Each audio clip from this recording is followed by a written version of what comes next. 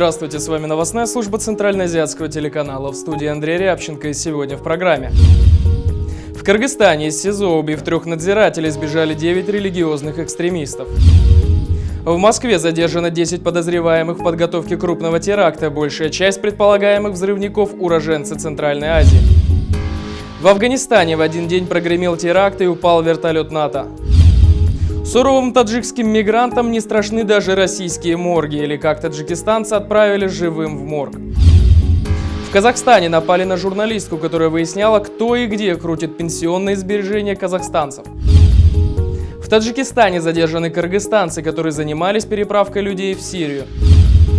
Ну а в Узбекистане к приезду премьер-министра людей заставили приклеивать вату коробочкам хлопка. Сегодня ночью из СИЗО номер 50 Чуйской области Кыргызстана совершили побег 9 заключенных. Все они были приговорены к длительным срокам заключения. Всем им было нечего терять, и поэтому в итоге 3 убитых надзирателей и 1 тяжело раненый. Сотрудники системы исполнения наказаний попытались препятствовать побегу, но были убиты на месте. Часовой, заметивший прорыв периметра, ранил одного беглеца, но и сам получил тяжелое ранение. Постовой поднял тревогу. СИЗО передал информацию о побеге во все оперативные службы. Через некоторое время сотрудники МВД обнаружили автомобиль, в котором передвигались беглецы. Из 9 сбежавших 5 задержаны, 1 из них раненый, доставлен в больницу. 4 все еще находятся на свободе. Из непойманных 2 были осуждены к пожизненному лишению свободы, а 2 находились под следствием. Все они привлечены к уголовной ответственности за религиозный экстремизм и терроризм. Большая часть сбежавших – члены запрещенной экстремистской группировки Джайш-уль-Махди, что в переводе означает «армия Мессии». Цель секты не особо оригинальна. Ее члены веруют в скорый приход Махди, Мессии, который построит на земле идеальное государство, халифат, который будет жить исключительно по шариатским законам, после чего недолг час апокалипсиса. Пока же Махди не пришел, члены группировки активно борются с неверными, причем для них неверный всякий, будь то даже мусульманин, слегка отошедший от канона. Именно поэтому, по данным МВД Кыргызстана, в 2010 году члены Джайш-уль-Махди устроили теракт в Бишкеке, не опасаясь случайной гибели единоверцев-мусульман. Все они были задержаны в 2011 году. По словам главы Главного оперативного режимного управления КСИН Кыргызстана Саламата Абдиева, общее время побега предположительно заняло не более 15-20 минут. За это время 9 заключенных успели выйти из камер, избить сотрудников и сесть в автомобиле. Также известно, что в СИЗО 50 во время побега заключенных более получаса не было электричества. Кроме того, видеокамеры не работали из-за того, что за 2 недели до этого сгорел системный блок. На вопрос журналистов, причастны ли сотрудники КСИН к побегу, Саламат Абдиев ответил уклончиво: «Я не отрицаю, но далек от таких разговоров». В Москве сотрудники правоохранительных органов задержали в одной из квартир 10 подозреваемых в подготовке крупного теракта. Большинство из них являются гражданами стран Средней Азии, рассказал источник Интерфакса в силовых структурах. Полицию на место вызвала одна из жительниц подъезда, которая услышала, что на лестничной площадке недалеко от ее квартиры стоят несколько мужчин. Они были одеты в черную форму и что-то обсуждали вполголоса. Женщина не слышала всего разговора, однако произнесенное одним из них слово «детонатор» привлекло ее внимание. К моменту прибытия полиции в квартире уже работали сотрудники ФСБ России. Спецслужбы по своим каналам получили оперативную информацию о действиях преступников. Оказалось, что именно бойцы спецподразделений, стоявшие на лестничной площадке, привлекли внимание женщины, после чего она и вызвала полицию. При осмотре квартиры обнаружили практически готовое к применению самодельное взрывное устройство. Также были найдены более 5 килограммов аммиачной селитры, мобильные телефоны и емкости для создания бомбы. Источники утверждают, что найденная бомба по своему составу была похожа на ту, которые использовались при теракте в Анкаре, жертвами которого стали почти 100 человек. В турецкой столице устройство привели в действие террористы-смертники, а в Москве планировалось использовать детонатор в виде мобильного телефона. Целью злоумышленников мог стать московский метрополитен, один из аэропортов или другое место массового скопления людей.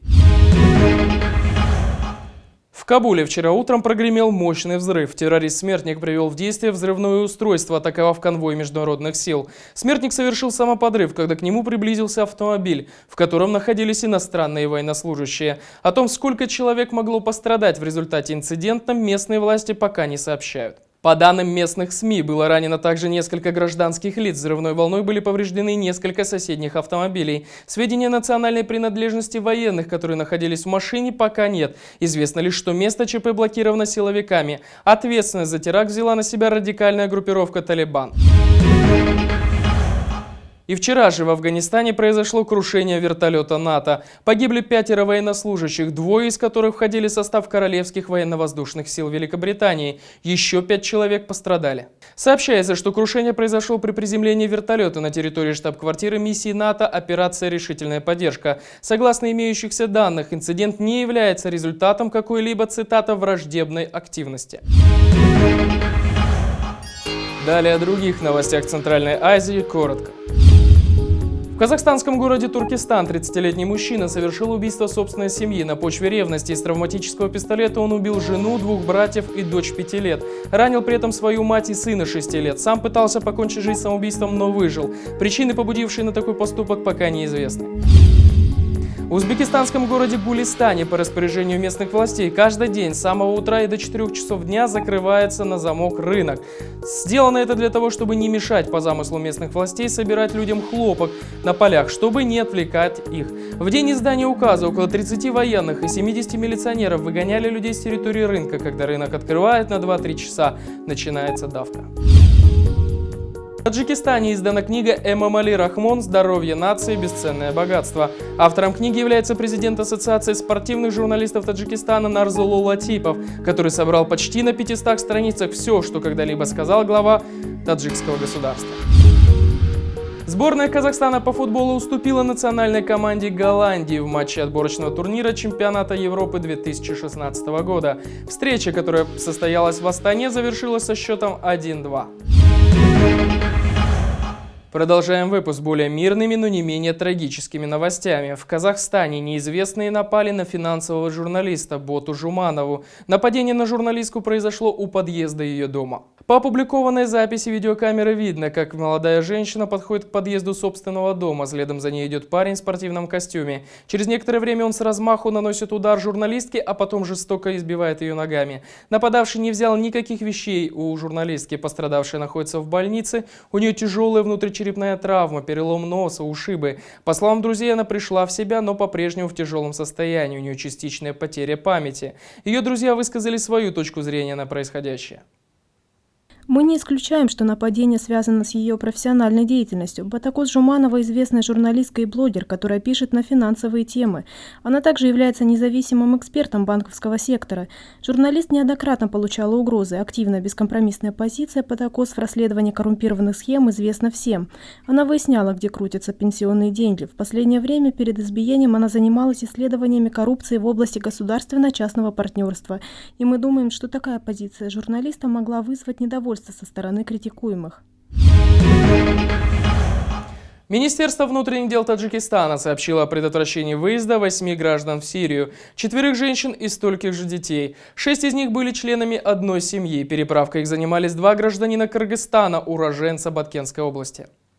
Подозреваемые ночью перешли линию государственной границы Таджикистана. В 1,5 километрах от границы кыргызстанцы встретили жителей Хатлонской области, которые намеревались по поддельным документам через Бишкек попасть сначала в Турцию, а оттуда уже присоединиться к террористическим группам в Сирии.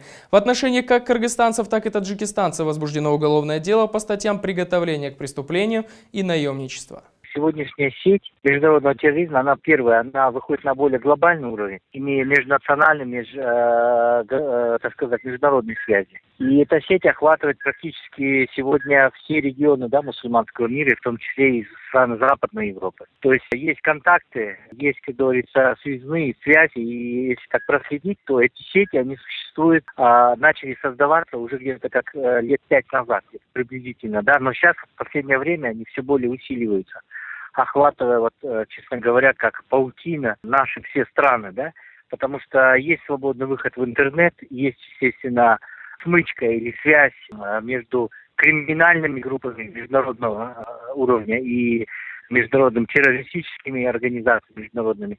То есть вот это вот сращивание, оно идет, и, соответственно, растут и связи, и возможности, да. Мы можем говорить о том, что наши граждане, они занимаются вербовкой не только на территории Таджикистана, или, например, таджикские граждане, или граждане другой любой страны, но и, в принципе, через социальные сети, через личные контакты, через заключение, допустим, да, эта глобальная сеть, она выходит уже на международный уровень, да, выходя уже за пределы стран СНГ, Турция, Сирия, Афганистан и так далее. Довольно курьезный случай произошел с таджикским мигрантом в Калужской области России. В Обнинске еще на прошлой неделе произошел взрыв на одном из заводов. Жертвами стали 3 мигрантов из Белоруссии, Молдавии и Таджикистана. Естественно, что тела погибших были отправлены в морг. Однако на второй день нахождения в морозильной камере выяснилось, что один из мертвецов ожил и пришел в сознание. Им оказался гражданин Таджикистана. Подробности дела и того, кто забрал паспорта мигрантов и кто ответит за несчастный случай на производстве, в комментарии председателя общероссийского общественного движения «Таджикские трудовые мигранты» Карамата Шарипова. Похоронить человека, даже они заказали, сказать, можно родственникам идти за гроб. Вот это все говорит, понимаете, как-то вот, даже не отдать, до сих пор не дает им, соответственно, паспорта. Он находится сейчас гражданин Подольский в ожоговой больнице. Это говорит о том, что можно списать, можно живых таджиков списать. Хотя там были граждане Молдавии, граждане Беларуси. В общем, произошло взрыв, и хозяин был, это все. Он приехал буквально месяц назад, 1954 года рождения, с Минджикентом. Но еще раз говорю, это наша общая беда. Беда в том, что я неоднократно говорил, но это не услышано до сих пор руководство Таджикистана. Практически брошенные дети. Ну, их мы начинаем объявить террористами, мы начинаем говорить их оппозиции. Хорошо, кем бы и чем бы нас ни назвали, но надо, в конце концов, повернуться лицом к своему народу. Человек лежал почти 2 сутки в морге.